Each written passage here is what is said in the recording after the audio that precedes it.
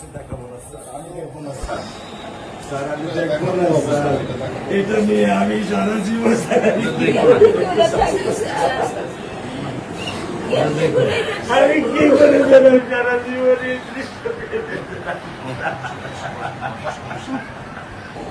ঘরের ব্যবস্থা মানে বলেছেন মেয়ে লেখাপড়া হবে, ধৈর্য ধরো, ইনশাল্লাহ বিচার হবে খুব সংক্ষিপ্ত সময়, কারণ এর চাইতে বেশি বলতে পারবো না, কারণ আদালতের বিষয় তো। আমরা চার্জশিট দেবো ইনশাল্লাহ এই 24 ঘন্টার মধ্যে। আমি সত্য কথা বলি, আমার 55 বছর বয়সে আমি এত দ্রুত, এত সুন্দর, এত সুচারুভাবে আমি কখনো দেখিনি। এটা বুঝতে পারছি, এটা তো বুঝতে এটা আমি বুঝতে পারছি স্যার, এটা প্রধানমন্ত্রী চলে আসছেন, এটা আমার সৌভাগ্য।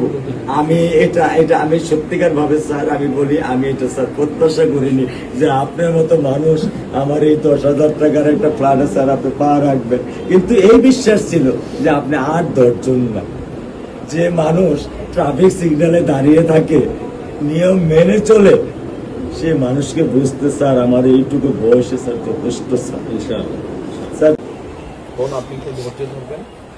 আমি ওকে কোনো নিয়ন্ত্রণ করতে পারতেছি না। চাই আপনার সন্তানের এই অবস্থার জন্য যে দায়ী, তার বিচার ইনশাল্লাহ হবে, সেটা শীঘ্রই হবে। একটু ধৈর্য ধরুন। আর মালিক যে আল্লাহ তাআলা মালিক, ওনার কাছে সাহায্য, ওনার কাছে সাহায্য চাও, আল্লাহ রহম করলেন সব কিছু দিতে। মানুষ হিসাবে আমাদের যেটা করার আমরা স্যার মিরপুর 10 নম্বর আইডিয়াল স্কুলে ক্লাস 9 এ পড়ে স্যার। টোটাল ওগুলা নিয়ে চিন্তা করবেন না, ওগুলা ইনশাল্লাহ পারছে। আপনি যখন যেহেতু বলেছেন, আপনি আপনার কষ্টের কথা বলেছেন, সেই ব্যাপারে আমরা যেটা আমাদের পক্ষে সম্ভব ইনশাল্লাহ। আপনি কিছু বলবেন? বল। না, আমার স্বামী যেটাই বলছে এটা আমার চাওয়া।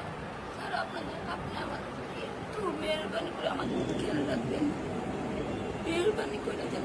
আমরা প্রথমে সবচেয়ে আগে যেটা এই মুহূর্তে আমরা করতে চাই সেটা হচ্ছে যে এই অন্যায়ের সাথে যে জড়িত তার বিচার আমরা আগে করতে চাই, তার বিচারের ব্যবস্থা আমরা আগে করতে চাই, এইটা আমরা আগে প্রথমে করতে চাই।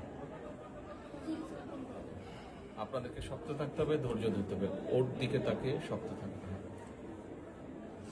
এক সন্তান আল্লাহ নিয়ে গেছে, আরেক সন্তান আপনার কাছে আছে, ওর কথা মনে করে আপনাদের শক্ত থাকতে হবে, ওর দিকে তাকিয়ে। ঠিক আছে?